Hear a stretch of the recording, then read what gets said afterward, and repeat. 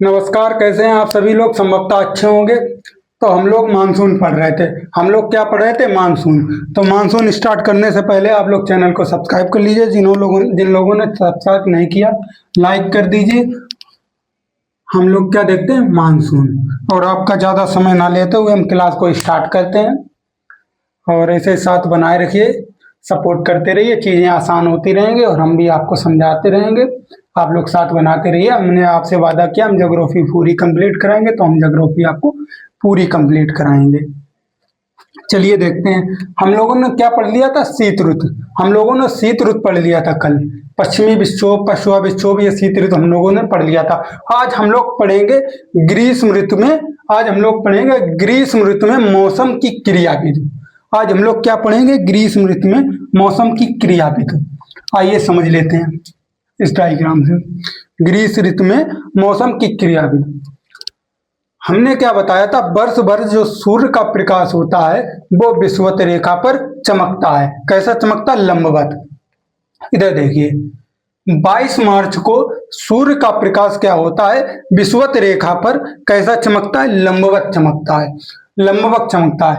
22 मार्च को सूर्य का प्रकाश विषुवत रेखा पर लंबवत चमकता है। सूर्य का प्रकाश जैसे 22 मार्च के बाद 22 मार्च के बाद सूर्य क्या होने लगता? उत्तरायण होने लगता है। 22 मार्च के बाद सूर्य क्या होने लगता? उत्तरायण होने लगता है। किधर बढ़ने लगता? ऊपर की ओर। सूर्य क्या करता है? ऊपर की ओर बढ़ने लगता। और 21 जून को ये कर्क रेखा पर लंबवत चमकता है। कहाँ चमकता है? कर्क रेखा पर लंबवत। आइए पॉइंट लिख लीजिए, उसके बाद आगे बताते हैं हम लोग।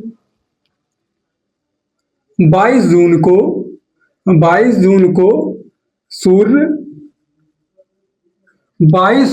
को सूर्य विषुवत रेखा पर लंबवत चमकता है। कहाँ लंबवत चमकता है? विषुवत रेखा पर। विषुवत रेखा पर लंबवत चमकता है। लंबवत चमकता है। आगे हमने क्या बताया? जैसे जैसे सूर्य क्या होने लगता? उत्तरायण। जैसे जैसे सूर्य क्या होने लगता? उत्तरायण। और 21 जून को कहाँ चमकता? कर्क रेखा पर। 21 जून को कर्क रेखा पर लंबवत चमकता। कर्क रेखा पर लंबवत चमकता।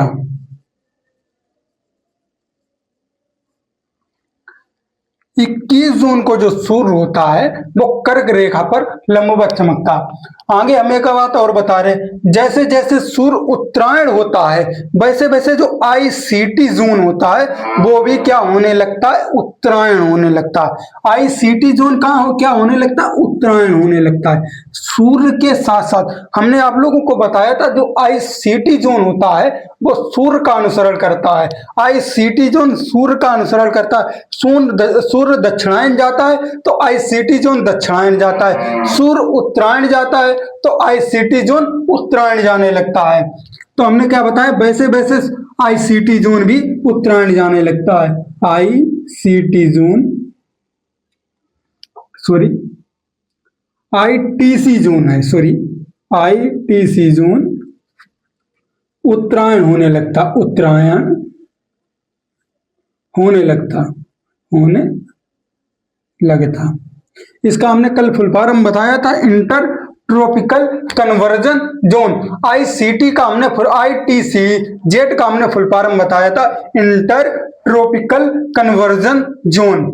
हमने क्या बताया था? ICT जोन भी का होने लगता? उत्तरायण होने लगता है। जैसे जैसे उत्तरायण होने लगता, उत्तरायण होने के साथ साथ यहाँ क्या होने लगती? गर्मी बढ़ने लगती है। इस क्षेत्र में क्या बढ़ जाती है? गर्मी हो जाती है। खासकर जैसे जैसे सूर्य उत्तरायण होगा तो इस वाले क्षेत्र में क्या होने लगती है? गर्मी। इस वाले क्षेत्र में गर्मी बढ़ने लगती है। कर्क रेखा पर गर्मी बढ़ती है। और जब यहाँ गर्मी बढ़ती है तो जो हमने बताई थी पछुआ विक्षोभ दक्षिणी शाखा, हमने कल आप लोगों को बताई थी पछुआ विक्षोभ की दक्षिणी शाखा। जैसे जैसे सूर्य उत्तरायण बढ़ता है, जैसे जैसे सूर्य क्या करता है उत्तरायण बढ़ता है, वैसे वैसे जो पश्चिमी विक्षोभ की दक्षिणी शाखा होती है वो क्या होने लगती, लोप होने लगती है। वो क्या होने लगती, लोप होने लगती। या पश्चिमी विक्षोभ की या सॉरी पछुआ विक्षोभ की जो दक्षिणी शाखा होती है या वो ऊपर क्या करती, ऊपर होने लगती है। पछुआ विक्षोभ की जो दक्षिणी शाखा होती है वो ऊपर होने लगती है और कहां पहुंच जाती है, तिब्बत और हिमालय के ऊपर, तिब्बत और हिमालय के ऊपर मध्य एशिया में प्रवाहित होने लगती है। सॉरी कहां प्रवाहित होने लगती है, मध्य एशिया में। मध्य एशिया में क्यों प्रवाहित होने लगती है इसे एक बार और समझ लीजिए। हमने क्या बताया, जैसे जैसे सूर्य उत्तरायण बढ़ता है वैसे वैसे क्या होती है, जैसे जैसे सूर्य उत्तरायण बढ़ता है आईसीटी जोन जो है, जो आईटीसी जोन है वो भी साथ साथ ऊपर बढ़ने लगती है। जब आईसीटी जोन ऊपर बढ़ने लगती है उसका और यहाँ का क्या होने बढ़ती है, लेकिन गर्मी बढ़ने लगती है। जैसे यहाँ गर्म क्षेत्र होता है तो यहाँ की जो वायु होती है वो क्या हो जाती है, निकल जाती है और आसपास की वायु क्या होती है, इस क्षेत्र को भरने लगती है। आगे देखिए, जैसे जैसे सूर्य क्या होता है उत्तरायण बढ़ता है वैसे वैसे जो पछुआ विक्षोभ की दक्षिणी शाखा है, पछुआ विक्षोभ की जो दक्षिणी शाखा है वो भी साथ साथ क्या करती है, ऊपर बढ़ने लगती है। पछुआ विक्षोभ की जो दक्षिणी शाखा है वो भी ऊपर बढ़ने लगती है और वो मध्य तिब्बत और चाइना के मध्य एशिया में प्रवाहित होने लगती है। पछुआ विक्षोभ की दक्षिणी शाखा तिब्बत और चीन के या हिमालय के ऊपर मध्य एशिया में प्रवाहित होने लगती है। देखिए, पछुआ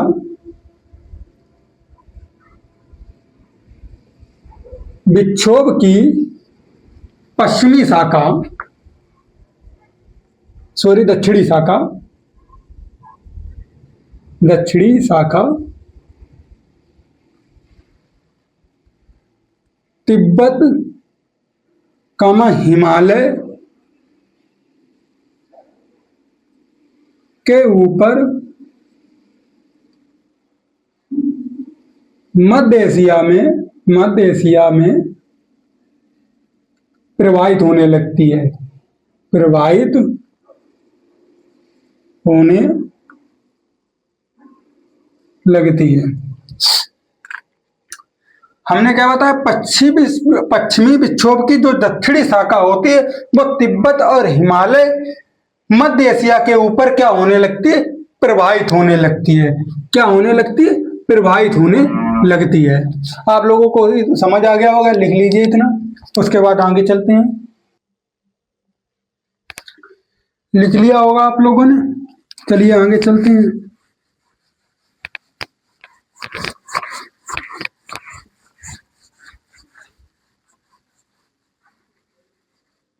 अब लोग हेडिंग आ रही है आप लोगों को, हम मंथ के हिसाब से पढ़ेंगे। कैसा पढ़ेंगे, मंथ के हिसाब से। आप लोग हेडिंग आ रही है मार्च अप्रैल में मौसम की क्रियाविधि। अब हम लोग क्या पढ़ेंगे, मौसम की क्रियाविधि। हेडिंग डालिए पहले मौसम की क्रियाविधि, मौसम की क्रियाविधि।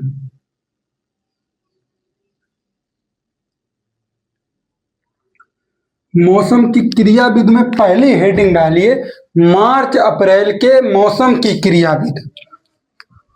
मार्च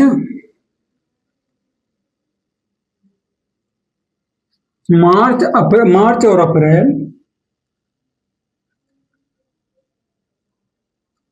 अप्रैल के मौसम की क्रियाविधि।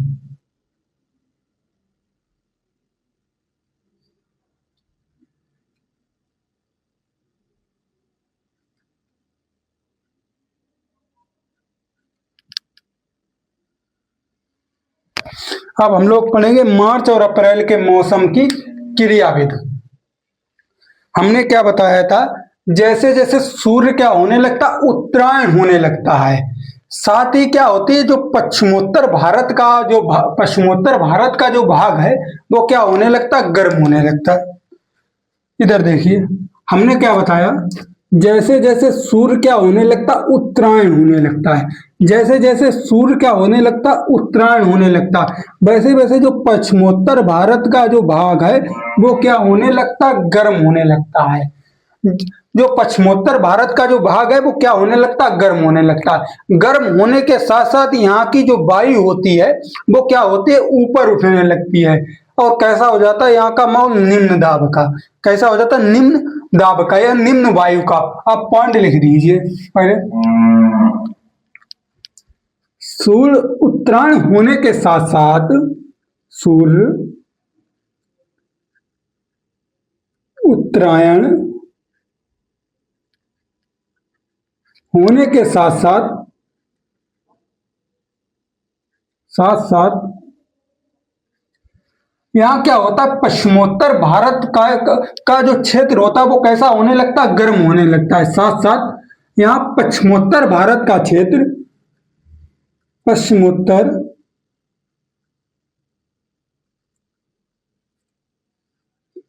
भारत का क्षेत्र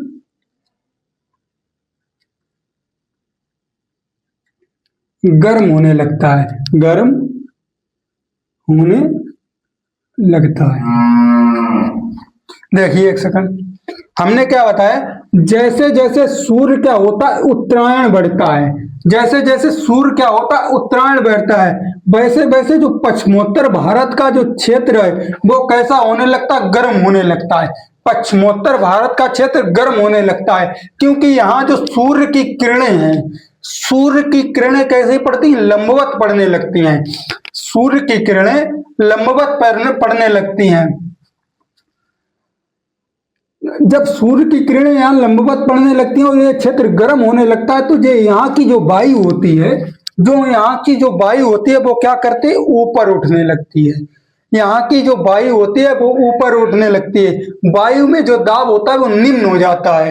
वायु में जो दाब होता है वो कैसा हो जाता है, निम्न। अगला पॉइंट लिख लिए, यहाँ जो वायु में दाब होता है, यहाँ वायु दाब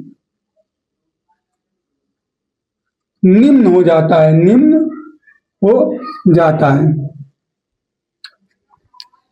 यहाँ जो वायु दाब है वो कैसा हो जाता है, निम्न हो जाता है। और जब यहाँ का जो वायु दाब निम्न हो जाएगा या खाली हो जाएगा तो इसे भरने के लिए किसी ना किसी को आना पड़ेगा। जब यहाँ का जब वायु दाब निम्न हो जाता है तो पूरे मतलब पूरे भारत में यहाँ से जो हवाएं होती हैं वो इसकी तरफ क्या करती हैं, इसे भरने के लिए चलती हैं। आगे लिखिए,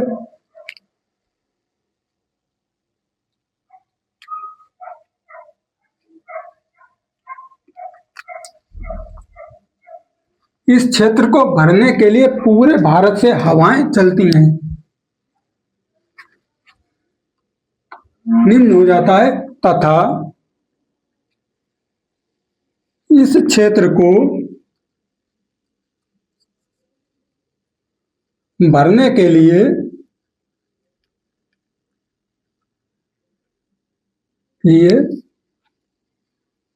पूरे भारत से इस ओर हवाएं चलने लगती हैं, चलने लगती हैं। हमने क्या बताया, जब सूर्य उत्तरायण होने लगता है तो यहाँ पर क्या होता है, जो वायु दाब होता है वो निम्न हो जाता है, जिस कारण यहाँ पूरे भारत में जो हवाएं होती हैं इसे भरने के लिए क्या करती हैं, चल पड़ती हैं। जो हवाएं हैं पूरे भारत में, ये देखिए लो प्रेशर कैसा हो जाता है, लो प्रेशर हो जाता है। तो पूरे भारत से जो हवाएं होती हैं इसे भरने के लिए चल पड़ती हैं, इसे भरने के लिए क्या कर पड़ती, चल पड़ती हैं। और इसे जो हवाएं मतलब भरने के लिए चल पड़ती है और ये आपस में जाकर टकरा के क्या करती हैं, हवाएं ऊपर उठ जाती हैं। आपस में टकराकर हवाएं क्या करती हैं, ऊपर उठ जाती हैं, ऊपर उठने का। लेकिन इस पश्चिमोत्तर भारत के क्षेत्र में या इन निम्न वायु दाब में इतनी शक्ति नहीं होती कि ये हिंद महासागर की ओर से या हिंद महासागर की ओर की हवाओं को अपनी तरफ खींच सके। अगला पॉइंट लिखिए, इन निम्न वायु दाब में इतनी शक्ति नहीं होती है, इन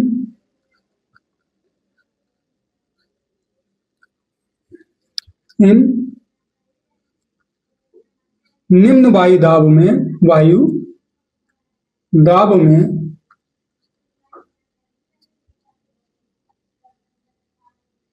इतनी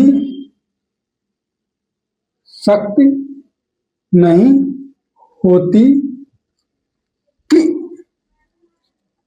कि ये हिंद महासागर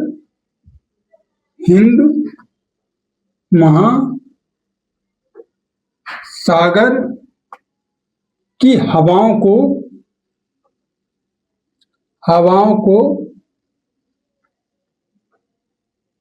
अपनी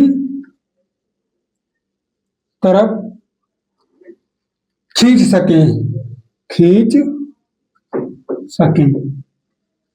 हमने क्या बताया, इस निम्न वायु दाब में इतनी शक्ति नहीं होती कि ये हिंद महासागर की हवाओं को अपनी तरफ खींच सके, जिस कारण यहाँ जो हवाएं भरने आती हैं वो कैसी होती, समतली हवाएं या समतल की ओर से हवाएं आती हैं। इस क्षेत्र को भरने के लिए कौन सी हवाएं आती हैं, समतल क्षेत्र की हवाएं। कैसी आती हैं, समतल क्षेत्र की हवाएं। अगला पॉइंट लिखिए, जो आप लोगों ने लिख लिया होगा,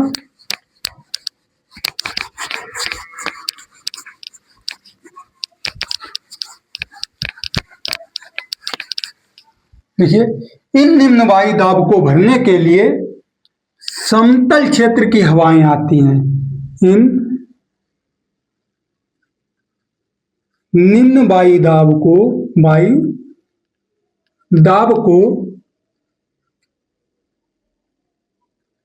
भरने के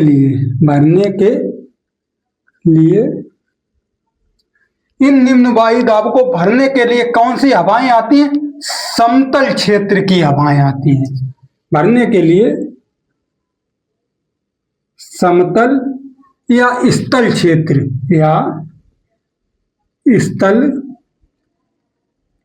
की हवाएं आती हैं, क्षेत्र की हवाएं आती हैं। इस निम्न वायु दाब को भरने के लिए कौन सी हवाएं आती हैं, स्थल क्षेत्र की, और ये आकर आपस में टकराकर क्या करती हैं, ऊपर उठ जाती हैं। ये आकर टकराकर क्या करती हैं, ऊपर उठ जाती हैं। लेकिन इन हवाओं से बारिश नहीं होती, इन हवाओं से क्या नहीं होती, बारिश नहीं होती, क्योंकि ये हवाएं भूमध्य रेखा की हवाओं को अपनी तरफ नहीं खींच पाती। ये जो निम्न वायु दाब है, ये ये लो प्रेशर है, ये हिंद महासागर की क्षेत्र की हवाओं को अपनी तरफ आकर्षित नहीं कर पाता, जिस कारण इन हवाओं में नमी नहीं होती। दूसरी बात, ये जो स्थल क्षेत्र की हवाएं आती हैं, इन हवाओं में क्या नहीं होती, नमी। इन हवाओं में आती हैं, इन हवाओं में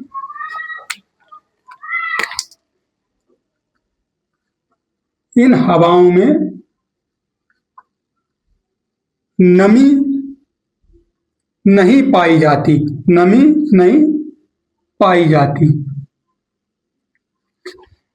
क्या है, इन हवा मतलब इन लो प्रेशर से की तरफ जो हिंद महासागर की हवाएं नहीं जा पाती, स्थल की क्षेत्र की हवाएं जाती हैं। इन हवाओं में क्या नहीं होता, नमी। इन हवाओं में नमी नहीं होती, जिस कारण ये हवाएं या इस लो प्रेशर क्षेत्र में या इस क्षेत्र में वर्षा नहीं होती है। कब, मार्च अप्रैल के महीने में इन क्षेत्रों में वर्षा नहीं होती है। मार्च और अप्रैल के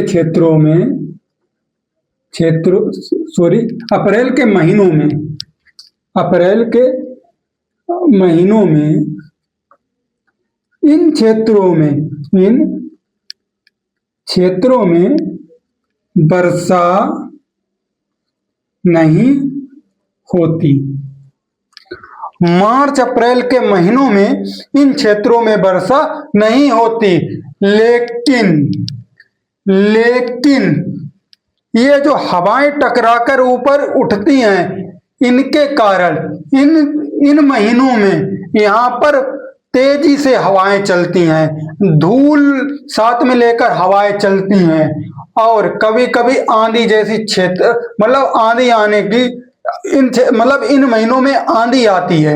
आंधी किस कारण आती है? क्योंकि जो हवाएं होती हैं वो इस क्षेत्र को भरने के लिए वो तेजी से आती हैं, लेकिन इन महीनों में ये हवाएं तेजी से चलती हैं या धूल को साथ लेकर उड़ती हैं।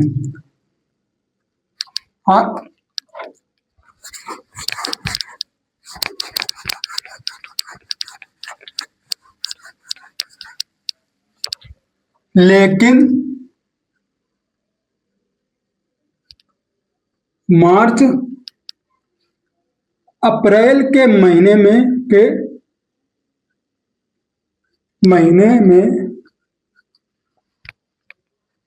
तेज हवाएं धूल को साथ लेकर चलती हैं।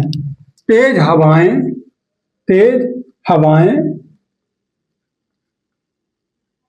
धूल को साथ लेकर चलती हैं। एक बार हम शुरुआत से पूरा समझा दे रहे हैं, उसके बाद इस क्लास को यहीं रोकते हैं और हम अगली क्लास करेंगे कल। हमने क्या बताया? 22 मार्च को भूमध्य रेखा पर सूर्य का प्रकाश सर्वाधिक पड़ता है। जैसे जैसे सूर्य उत्तरायण की होने लगता है वैसे वैसे ITC जोन भी उत्तरायण बढ़ता है। 21 जून को सूर्य का प्रकाश कर्क रेखा पर लंबवत पड़ता है। यहाँ आइए, हमने क्या बताया? सूर्य क्या होता है? उत्तरायण होने लगता है। उत्तरायण होने के साथ जो पश्चिमोत्तर भारत का जो क्षेत्र है वो कैसा होने लगता है? गर्म होने लगता है। गर्म होने के साथ यहाँ की जो हवाएं हैं वो क्या करती हैं? ऊपर उठने लगती हैं। हवाएं ऊपर उठती हैं तो हवाएं जब यहाँ ऊपर उठने लगती है तो यहाँ निम्न वायुदाब हो जाता है। जब यहाँ निम्न वायुदाब हो जाता है तो इस क्षेत्र को भरने के लिए पूरे भारत से चारों तरफ से हवाएं आती हैं। लेकिन इन लो प्रेशर में इतनी शक्ति या इतनी क्षमता नहीं होती कि हिंद महासागर की हवाओं को अपनी तरफ आकर्षित कर ले। तो इस क्षेत्र में कौन सी हवाएं आएंगी? इन क्षेत्र में स्थलीय हवाएं आती हैं। स्थलीय हवाओं में क्या नहीं होती है? नमी, जिस कारण मार्च अप्रैल के महीने में बारिश नहीं होती। लेकिन ये हवाएं जब आपस में टकराकर ऊपर उठती हैं, इस क्षेत्र में इन महीनों में जिस कारण क्या होती है? धूल वाली हवाएं चलने लगती हैं। साथ में धूल लेकर हवाएं चलने लगती हैं। आंधियां आने की आशंका हो जाती है। आपने देखा होगा इस टाइम जो शादी ब्याह होते हैं उनमें क्या होता है? कभी कभी टेंट उड़ जाता, कभी कभी कुछ ऐसा हो जाता। और जो हवाएं, अरे आपने कभी बोतल को अपनी तरफ इस तरीके से खींचना, उसकी जो वायुमंडली उसमें जो हवा है उसे अपनी तरफ खींच लेना, उसमें देखना वो एकदम पिचक जाएगी, क्योंकि हवा क्या करती है? उस पर बाहर फोर्स लगाती है। आप लोगों को ये समझ आ गया होगा। तो आज हम क्लास को यहीं रोकते हैं, इसके बाद हम क्लास को कल कंटिन्यू करते हैं। धन्यवाद। और चैनल को सब्सक्राइब कर लीजिए, हम समझाने की बहुत कोशिश करते हैं तो चलते हैं, फिर अगली क्लास लेते हैं। और आप लोग चैनल को जरूर सब्सक्राइब कर लें, लाइक कर दीजिए, दोस्तों के साथ शेयर कर दीजिए। और हमने आपसे वादा किया हम ज्योग्राफी इसमें पूरी कराएंगे, तो हम आपको ज्योग्राफी पूरी कराएंगे। कल हम 5 तारीख के संभवतः एक क्लास हम आपको साइंस देंगे। क्लास 6 से क्लास 10 तक चैप्टर वाइज देंगे। उसके बाद हम साइंस एक एक्स्ट्रा एक अच्छे लेवल की पढ़ेंगे। और हम आपको पूरी कोशिश करेंगे कल आपको या तो हम सिलेबस दे देंगे साइंस का, अगले दिन से क्लास स्टार्ट कर देंगे, या हम कल ही से क्लास स्टार्ट कर देंगे। धन्यवाद। चैनल को सब्सक्राइब कर लीजिए। धन्यवाद।